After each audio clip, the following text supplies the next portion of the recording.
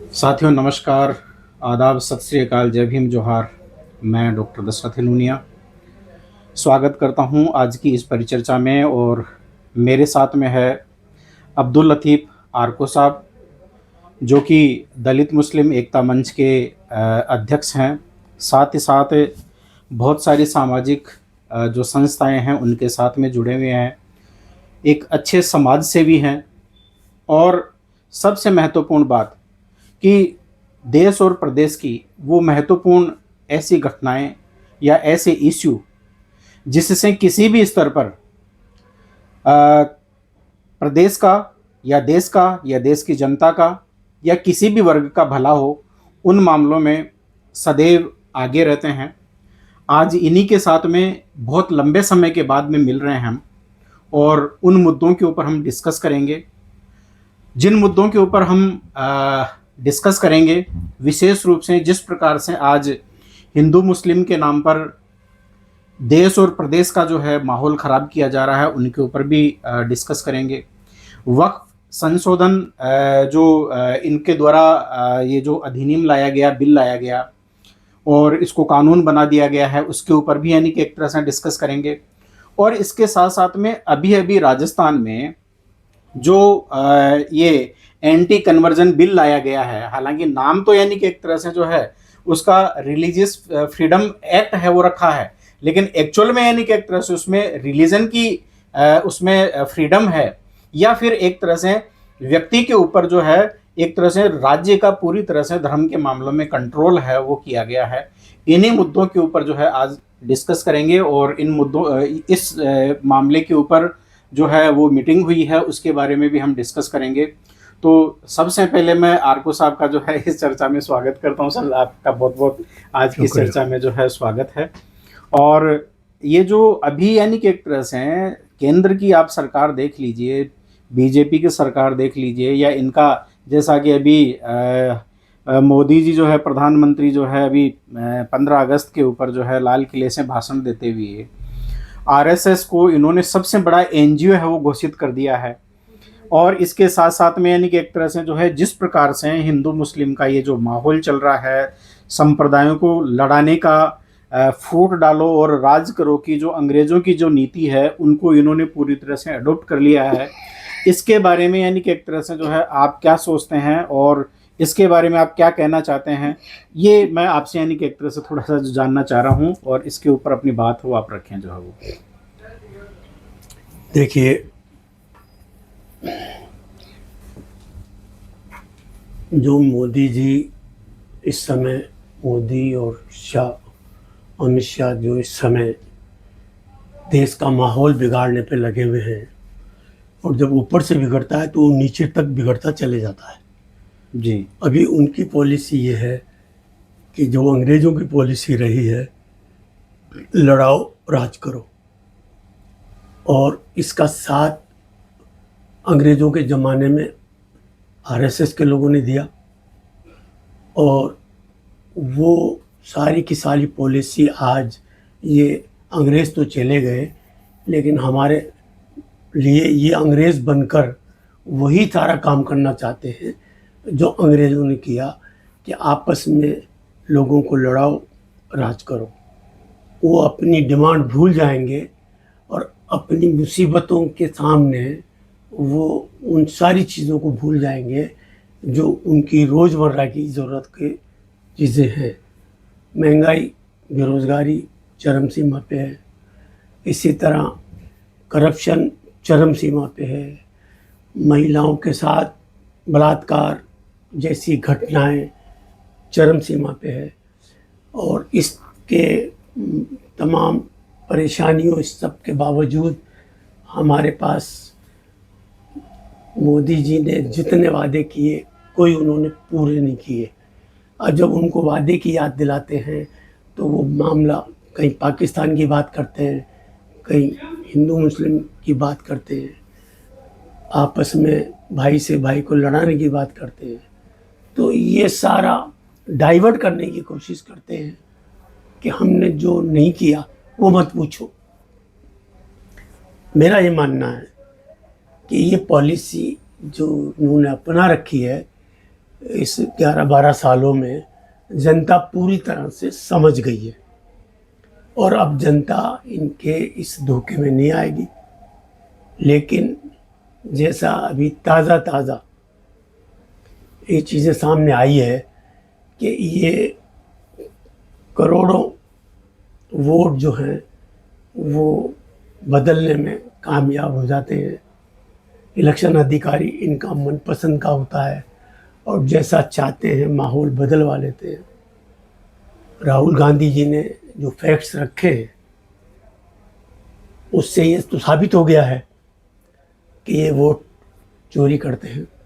नहीं, बिल्कुल ये बात तो खैर साबित हो गई। राहुल गांधी ने तथ्यों के साथ में चुनाव आयोग को जो है वो सारी बातें जो है वो बताई है। उन्होंने प्रेस कॉन्फ्रेंस करके पब्लिकली ये बताया है कि कर्नाटका की जो जो बेंगलुरु सेंट्रल जो लोकसभा सीट है और उसमें केवल उन्होंने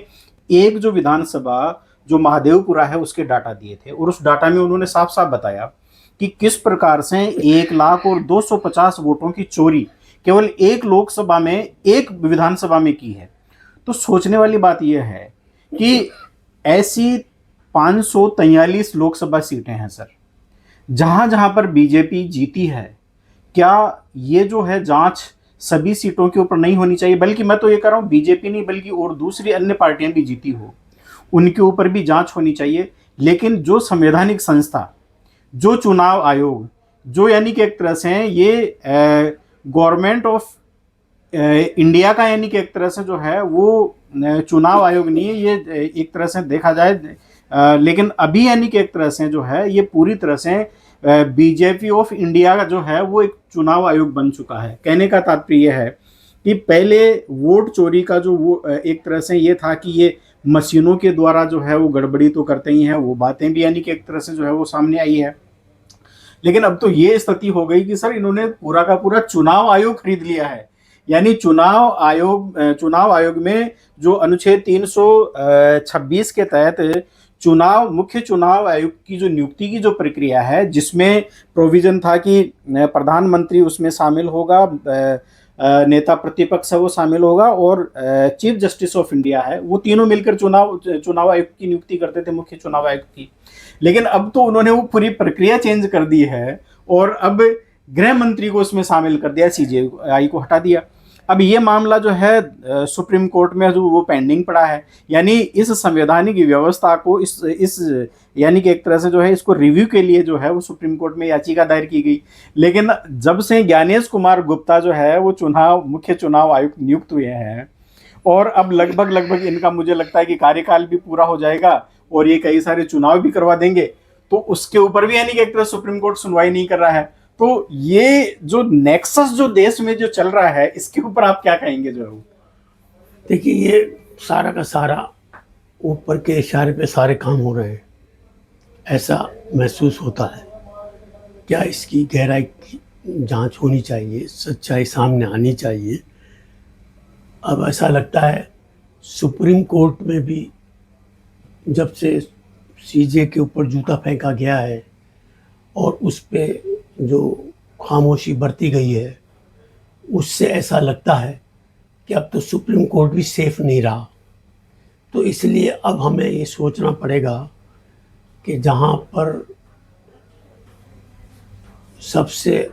कहीं आखिरी उम्मीद इंसाफ की हम लोगों के दिल और दिमागों में थी कि भाई सुप्रीम कोर्ट आखिरी वो कोर्ट है जहाँ से इंसाफ मिलेगा ही मिलेगा। अब उनको इंसाफ करने वालों को भी इस तरह की दहशत पैदा की जाए कि उनके ऊपर जूता फेंका जाए, इससे बड़ा मैं समझता हूँ कोई दूसरा एग्ज़ाम्पल हो नहीं सकता जुल्म का, कि जुल्म की इंतहा हो गई है। इसलिए ये अपने पावर का इतना बड़ा दुरुपयोग कर रहे हैं जिससे सारी जनता त्राएं त्राएं कर रही है। नहीं सर, सीजीआई वाले मामले में जिस राकेश किशोर के द्वारा ये जूता फेंका गया गया था, जो अपने आप को फिर बाद में एएनआई के द्वारा और दूसरे जो मीडिया चैनल्स हैं उनके द्वारा उनका इंटरव्यू लिया गया, उसको हीरो बनाया गया, और उसमें यानी कि एक तरह से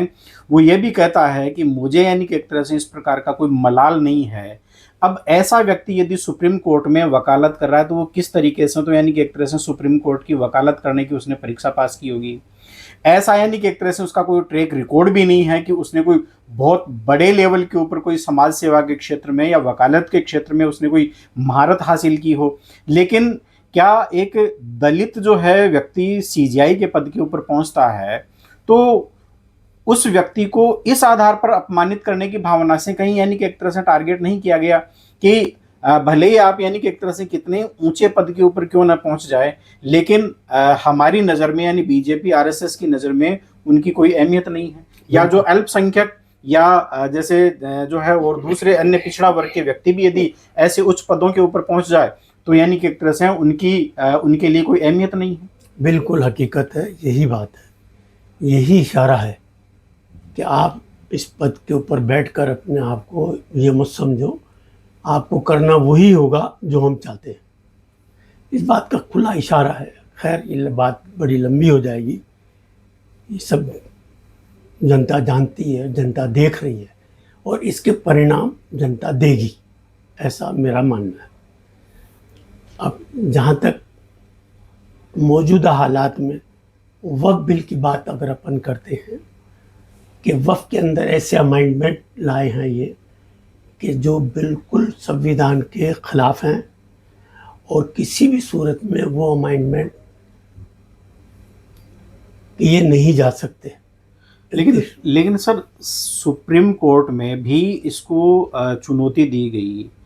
और सुप्रीम कोर्ट में चुनौती दिए जाने के बाद में हालांकि कुछ बातों को सुप्रीम कोर्ट ने एक्सेप्ट किया, उनको डिनाई भी किया है, लेकिन संवैधानिक व्यवस्था के खिलाफ होने के बावजूद जैसे और दूसरे अन्य मैटर सुप्रीम कोर्ट में गए हैं और वहाँ पर जो है वो मैटर यानी कि एक तरह से जो है वहाँ पर सेटल हुए हैं। जैसे उदाहरण के तौर पर जो राम मंदिर बाबरी मस्जिद वाला जो मैटर था, उस मैटर में जो पूर्व चीफ जस्टिस जो चंद्रचूड़ है, डीवाई चंद्रचूड़, उन्होंने बाद में यानी कि एक तरह से कई जगह इंटरव्यू देते हुए ये बात कही कि ईश्वर की यानी कि एक तरह से जो है आवाज़ से यानी कि एक तरह से मैंने ये जो फैसला है वो दिया है। तो क्या यानी कि एक तरह से जो संवैधानिक व्यवस्थाओं पर बैठे हुए जो लोग हैं वो संविधान के अनुसार फैसला देंगे या यानी कि एक तरह से अपनी अंतरात्मा की आवाज़ से यानी कि एक तरह से फैसला देंगे, ये भी सोचने योग्य बिंदु है। और इसी के साथ साथ में जो अभी जो वक्फ अमेंडमेंट जो एक्ट है ये जो लेकर आए हैं, इस मामले में अभी अंतरिम फैसला सुप्रीम कोर्ट का आया है। फाइनल फैसले का यानी कि एक तरह से अभी भी जनता को इंतजार है और विशेष रूप से अल्पसंख्यक वर्ग को इंतजार है। तो इस मामले में क्या न्याय की उम्मीद रहेगी सुप्रीम कोर्ट से, जिस प्रकार से अभी सुप्रीम कोर्ट यानी कि एक तरह से काम कर रहा है, और वो मुद्दे वो कौन कौन से यानी कि एक तरह से मैटर है जिनके ऊपर जो है वो आप एक तरह से जो है प्रश्न उठाना चाहते हैं या यानी कि एक तरह से जनता का जो ध्यान है वो आकृष्ट करना चाहते हैं? देखिए साहब, उसमें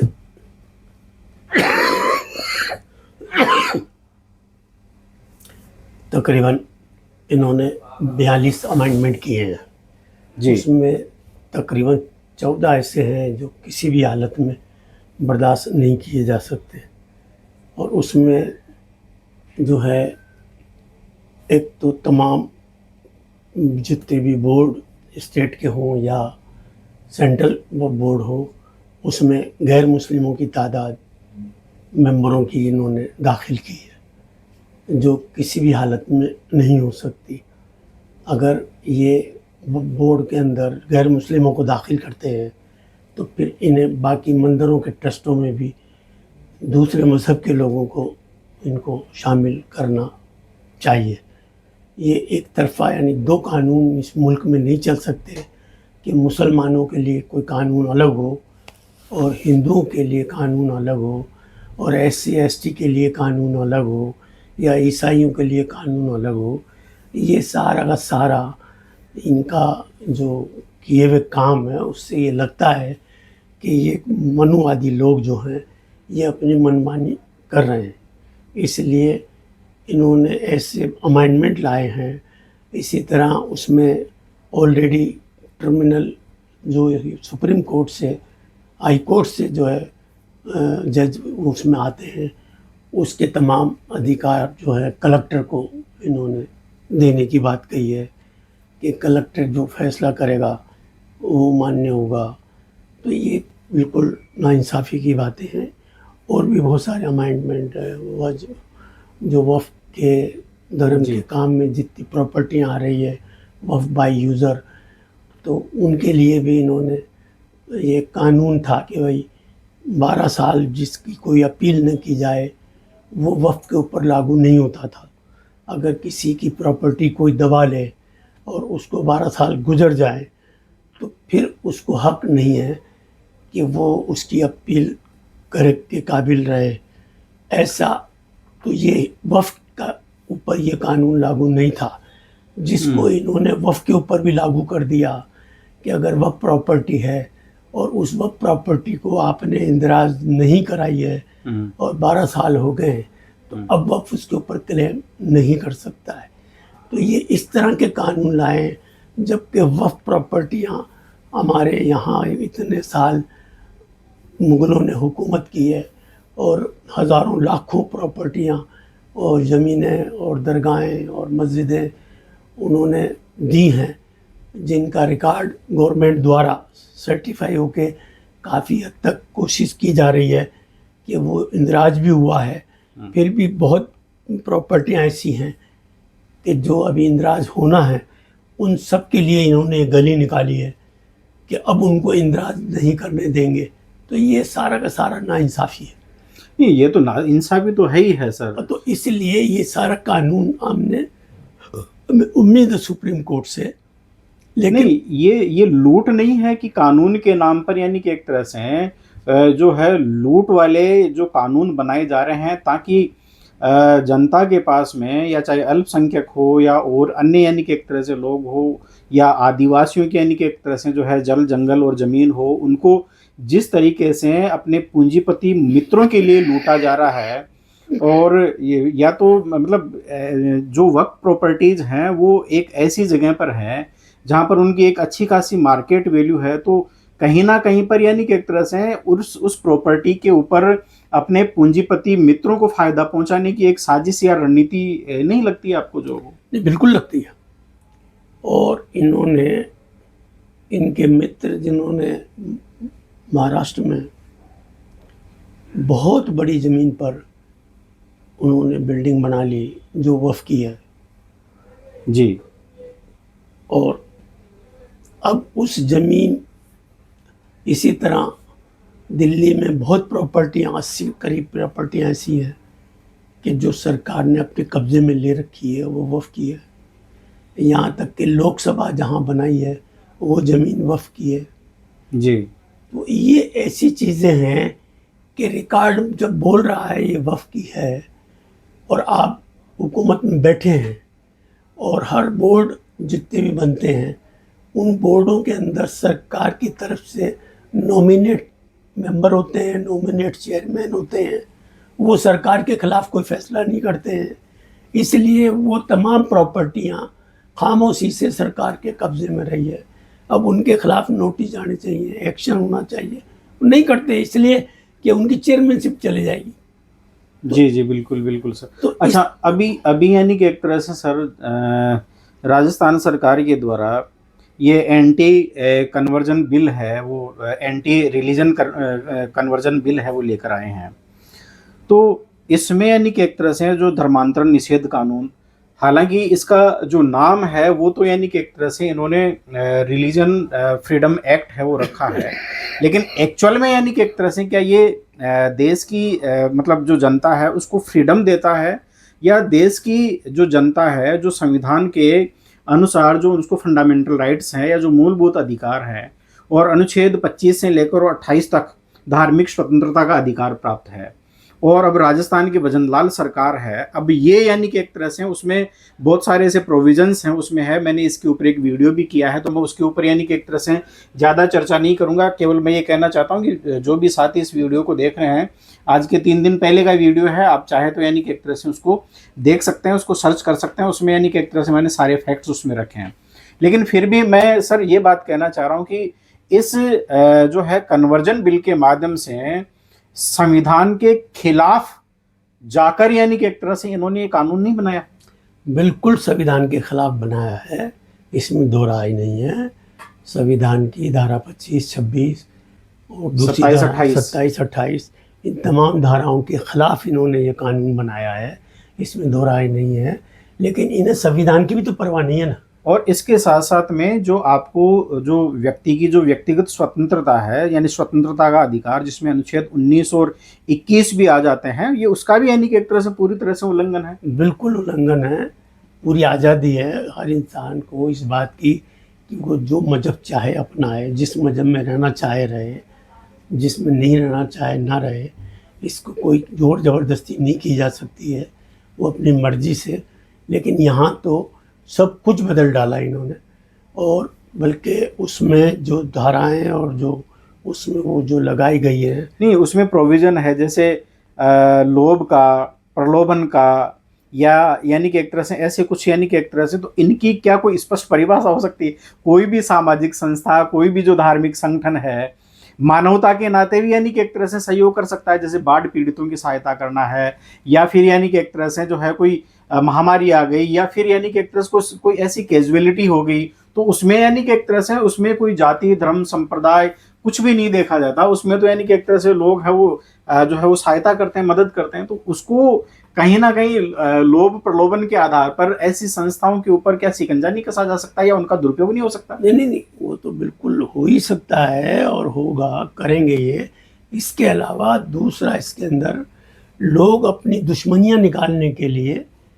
अगर कोई आदमी किसी से पैसे मांगता है और वो नहीं देना चाहता है, उसकी नीयत ख़राब हो गई है, मोटा अमाउंट है, वो छोड़ना नहीं चाहता है, झगड़ा है, तो वो उठा करके बोलेगा साहब ये ज़बरदस्ती मेरे को जो है धर्म परिवर्तन करवा रहा है, मुझे ईसाई बना रहा है, मुझे मुसलमान बना रहा है, और उसको तो बंद कर देंगे। और फिर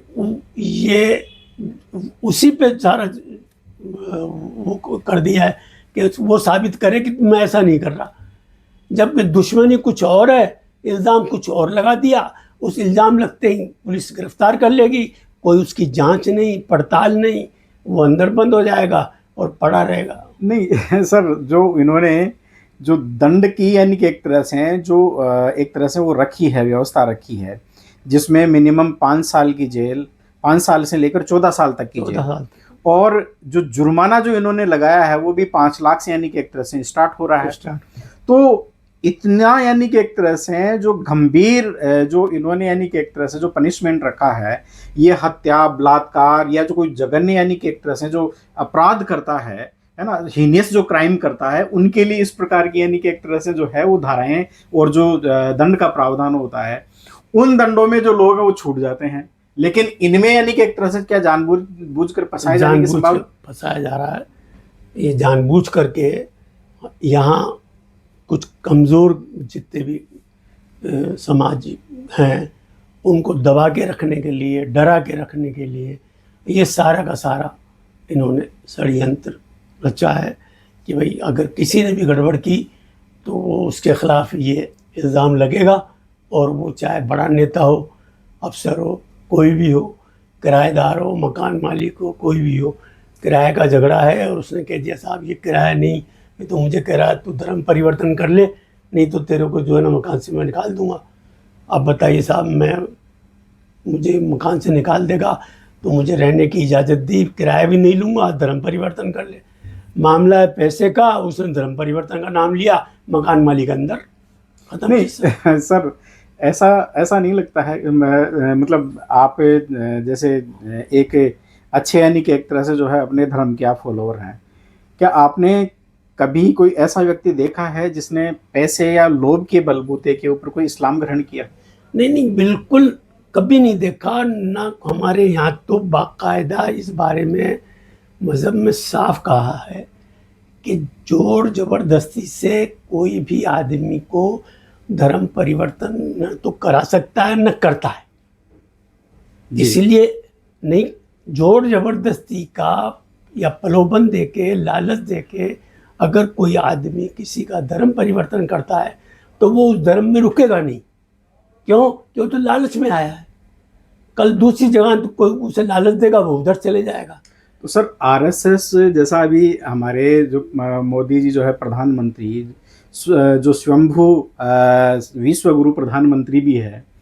उन्होंने लाल किले से 15 अगस्त को भाषण देते हुए आरएसएस को सबसे बड़ा एनजीओ बताया था। और उसके पास में आज जिस प्रकार से देख रहे हैं कि वो जो लोग हैं जिस शान शौकत से रह रहे हैं, तो उनके पास में जितना पैसा है, तो क्या वो जो लोग हैं वो वापस यानी कि एक तरह से हैं, जो जो लोग धर्म परिवर्तन करके और दूसरे धर्म में जा चुके हैं, क्या उनको वापस नहीं ला सकते? देखिए साहब, ये चीज़ ऐसी है कि आरएसएस उनको किसी को भी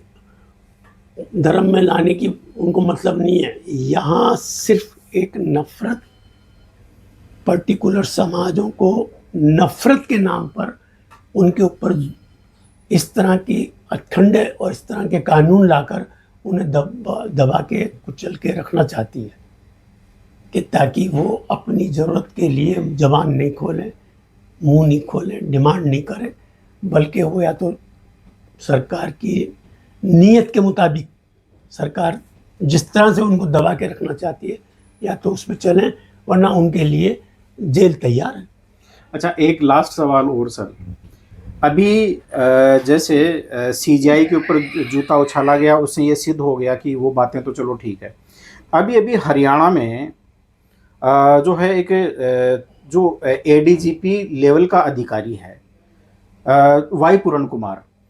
जिसने 7 अक्टूबर को जो है वो आत्महत्या की थी, और उसने ये आरोप लगाया था डीजीपी शत्रुजीत कपूर के ऊपर और रोहतक एसपी नरेंद्र बिजारनिया। इसके अलावा और भी यानी कि एक तरह से उसने कुल मिलाकर 15 या 16 जो नाम है वो उसने अपनी जो डाइंग डिक्लेरेशन यानी कि एक तरह से उसने जो किया था, यानी जो 8 पेज का जो उसने जो है वो लिखा था अपना सुसाइड नोट, उस सुसाइड नोट में बड़े बड़े यानी कि एक तरह से अधिकारियों के उसने नाम लिया है, और उसने ये कहा है कि किस प्रकार से यानी कि एक तरह से मेरा जो है उत्पीड़न है वो किया गया, किस प्रकार से मुझे फील्ड पोस्टिंग से रोका गया, किस प्रकार से मेरी जो सीआर है वो खराब की गई, और मुझे यानी कि एक तरह से 2020 से लेकर और 2025 तक इतना प्रताड़ित किया गया कि मैं यानी कि एक तरह से जो है वो अब इनकी प्रताड़नाओं से पूरी तरह से परेशान होने के बाद में मैं जो है वो आत्महत्या कर रहा हूँ। और उसने आत्महत्या कर ली सर। उसकी जो पत्नी है वो सीनियर आईएएस है, उसके जो ससुर है सरदार बूटा सिंह 8 बार जो है वो मंत्री रह चुके हैं भारत की संसद के। इसके अलावा वो मंत्री पद और राज्यपाल और पता नहीं कितनी यानी कि एक तरह से राजनीतिक पदों के ऊपर यानी कि एक तरह से वो जो है वो रह चुके हैं। इसके अलावा यानी कि एक तरह से उसके परिवार में जो है बड़े बड़े यानी कि एक तरह से आईएएस और आईपीएस जो है वो अधिकारी हैं। उसका जो साला है वो एक जो है वो एमएलए भी है। इतना पावरफुल परिवार होने के बावजूद उसकी पत्नी जो है 9 दिन तक जो है इस जिद पर अड़ी रही कि जिन लोगों का जो नाम है उन्होंने जो सुसाइड नोट में लिखा है उनके खिलाफ एफआईआर में नाम दर्ज होना चाहिए और उनको गिरफ्तार किया जाना चाहिए, क्योंकि SC/ST एट्रोसिटीज एक्ट है उसमें प्रोविजन है। लेकिन इतना होने के बावजूद भी वो यानी कि एक तरह से वो नहीं करवा पाए। लेकिन एक जो है एएसआई लेवल का एक व्यक्ति जिसका नाम संदीप लाठर है, उसने जो है 7 दिन बाद में जो है वो सुसाइड करता है, और 3 पेज के या 4 पेज का जो उसका जो सुसाइड नोट है उसमें वो आरोप लगाता है इसके ऊपर वाई पूरन कुमार के ऊपर, जो कि यानी कि एक तरह से उससे पहले 7 दिन पूर्व वो मर चुका था। और इसके साथ साथ में वो ये बात कहता है कि जो डीजी है शत्रुजीत कपूर वो निर्दोष है, वो ईमानदार है। रोहतक हरियाणा रोहतक के जो एसपी नरेंद्र बिजारनिया है वो यानी कि एक तरह से जो है वो ईमानदार है, वो निर्दोष है, और दूसरे अन्य जो लोग हैं उनके ऊपर भी इस प्रकार की यानी कि एक तरह से बातें कही। इतना ही नहीं बल्कि उसने ये भी कहा कि बीजेपी सरकार ने यानी कि एक तरह भ्रष्टाचार खत्म किया है, बीजेपी की यानी कि एक तरह से उन्होंने जो है वो प्रशंसा की है। और जब वो ये वीडियो रिकॉर्ड कर रहा है उस दौरान उसकी आंखों में एक व्यक्ति है वो भी नजर आ रहे हैं, और मतलब जहां सुसाइड किया है वो एक ऐसी सुनसान जगह है जहां पर कहा जा रहा है कि वो उसके कोई मामा का कोई फार्म हाउस है, वहां पे जाके यानी कि एक तरह से वो उसने खुद ने सुसाइड किया है या यानी कि एक तरह से उसको मारा गया है। लेकिन उसकी जो पत्नी है उसने जो एफआईआर दर्ज करवाई है, नामजद एफआईआर दर्ज करवाई है, और उसमें जो है कई प्रकार के आरोप जो है इसके ऊपर जो है वो लगाए जाते हैं वाई पूरन कुमार के ऊपर। इसके साथ साथ में उसकी पत्नी के ऊपर जो है अमनीत को जो पूरन कुमार के ऊपर आरोप लगाए जाते हैं, उसके साले जो है जो एमएलए उसके ऊपर आरोप लगाए जाते हैं।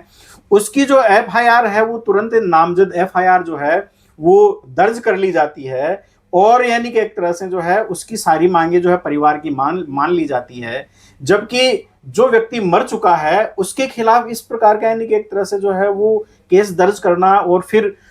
उसको हिंदू मुस्लिम का यानी कि एक तरह से एंगल देना, उसको मतलब दलित और जाट का यानी कि एक तरह से एंगल देना, जातिगत यानी कि एक तरह से जो है उसमें बदलना। तो ये इस मैटर के ऊपर यानी कि एक तरह से आपका क्या कहना है? देखिए, मेरा इस मामले में ये कहना है, इसकी जांच होनी चाहिए, और जांच में सारा कुछ क्लियर हो जाएगा कि ये उन 15, 12, 13 लोगों के खिलाफ जिन जिन के नाम दिए हैं, ये उनका कोई षड्यंत्र तो नहीं है कि उन्होंने अपने आप को निर्दोष बताने और इस एफआईआर न होने देने का कोई ड्रामा किया हो। कुछ नहीं कह सकते इसके बारे में जब तक इसकी कोई ईमानदार अफसरों से, मैं कहता हूँ बल्कि सुप्रीम कोर्ट के रिटायर्ड जज वगैरह से इनकी जांच करानी चाहिए, ताकि ये दूध का दूध पानी का पानी हो सके। ये बहुत बड़ा कांड है, कोई छोटा मोटा मामला नहीं है। इसको हल्के में सरकार जब इस हद तक आगे बढ़ गई है, और ये हकीकत है, ये तो एक उसने अपने सुसाइड नोट में ये बता दिया कि उसके साथ क्या हुआ और मैं क्यों मरना चाह रहा हूँ। ऐसे हज़ारों केस पूरे हिंदुस्तान में मिल जाएंगे कि जहाँ छोटी जाति के लोगों का दम घुटा रहता है, सर्विस करते हैं, लेकिन ऐसा दम घुट के सर्विस करते हैं कि उन्हें जो है ना दूसरे नंबर का, तीसरे नंबर का इंसान मानकर डील करते हैं उनके साथ। उनके प्रमोशन उनके पीछे पड़े रहते हैं कि कहीं इनकी कोई खामियां तलाश करें और इनको कोई ना कोई काम में उलझा दें। वो बेचारे जिस तरह जवान 24 दांतों के बीच में अपनी हिफाजत करती है, इस तरह वो अपनी कुर्सी पे इसी तरह हिफाजत करते रहते हैं, क्योंकि उनके खिलाफ ये सारे मनुवादी लोग षड्यंत्र रचते रहते हैं।